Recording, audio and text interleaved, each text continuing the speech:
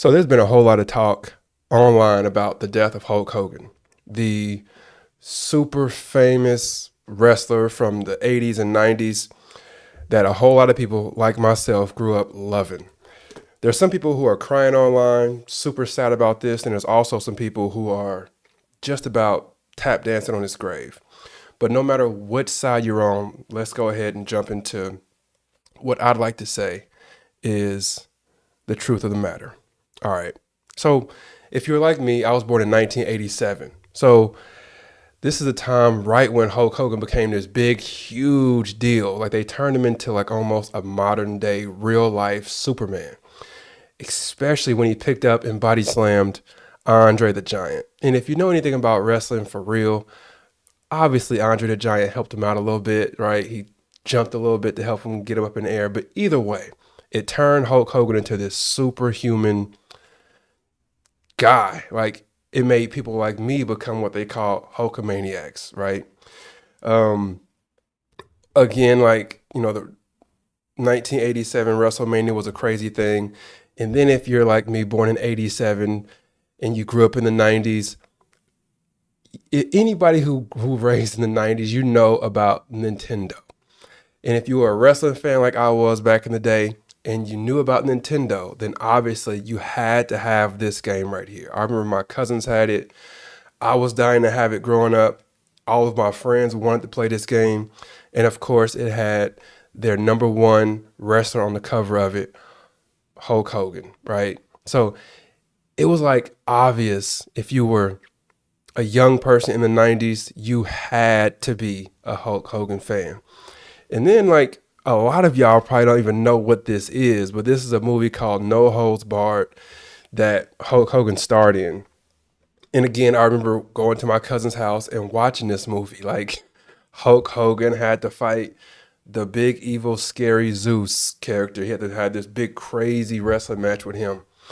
And that was like a huge deal for us.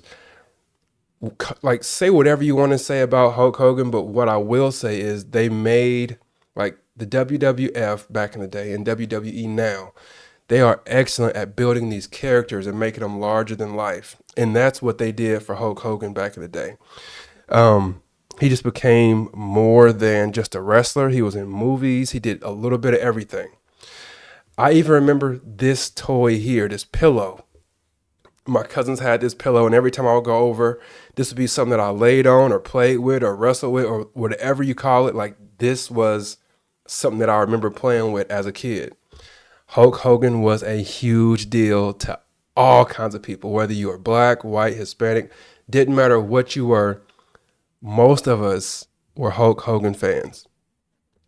And then it all changed. Let's just be real. So once I got a little bit older, I'm not going to say I got into politics real heavy. I'm not into politics real heavy right now even, but once I grew up and started to realize things that were important around me, things that were important to my community, things that was important to my family. Once I started having kids, I started paying more attention to that type of stuff, right?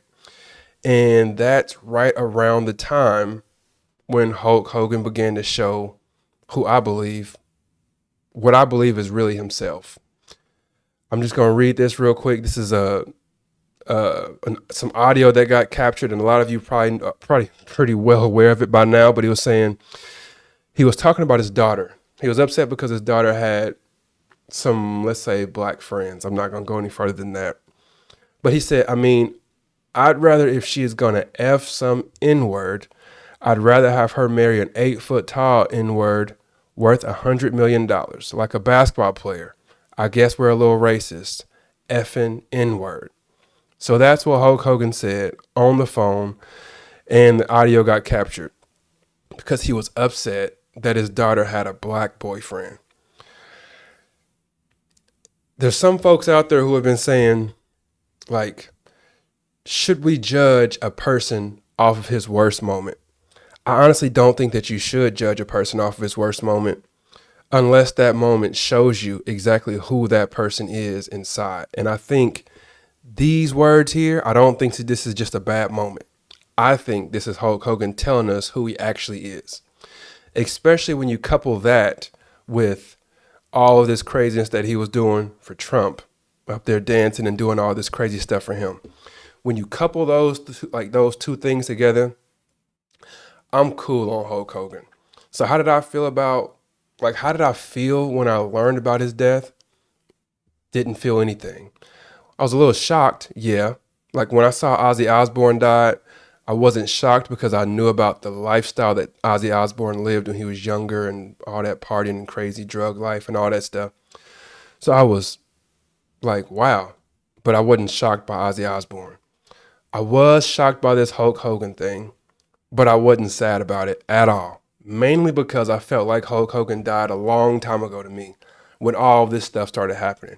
When that audio leaked of the stuff he was saying about black people in general, there's no way that I could ever support or even care about Hulk Hogan.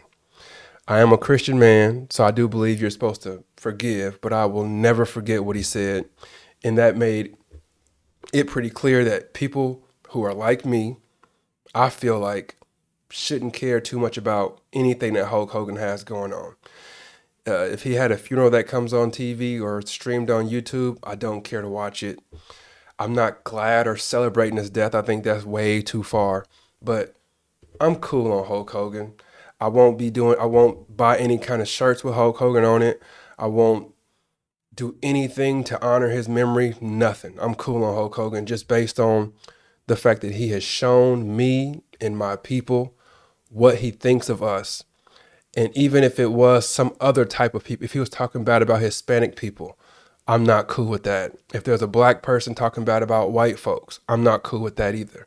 So Hulk Hogan, God bless his soul. I'm not going to speak too negatively about him right now, but I'll just say what I've been saying for the majority of this video. I'm cool on Hulk Hogan. No thanks. God bless his soul, but no thanks. So the people who are wondering how some folks are tap dancing on his grave and you don't understand that, what I've basically laid out for you here on this video, this is why. For those people who are celebrating the life of Hulk Hogan and people like, there's some black folks online I've seen and like, how can y'all be celebrating this guy? I've also outlined how they can celebrate this guy throughout this video. He was an icon. Like became this wrestler who picked up this huge man and body slammed him. It's like, how could anybody possibly do that? Then he became the cover of video games that we all loved. He became they made him into pillows that we all cuddled with and wrestled with and all that kind of stuff. Like he became this larger than life figure. So I can understand why some people are celebrating it. Can't be mad at that. So, yeah, that's all that I got for you today. I just figured I'd get on here and tell you the truth of the matter behind this whole situation, because there are two extremely different sides of this argument, this situation. And I figured I'd get on here and just give you the truth of the matter. All right, my name is Jordan Harris. Thank you for watching the video. I appreciate your time. God bless. Peace.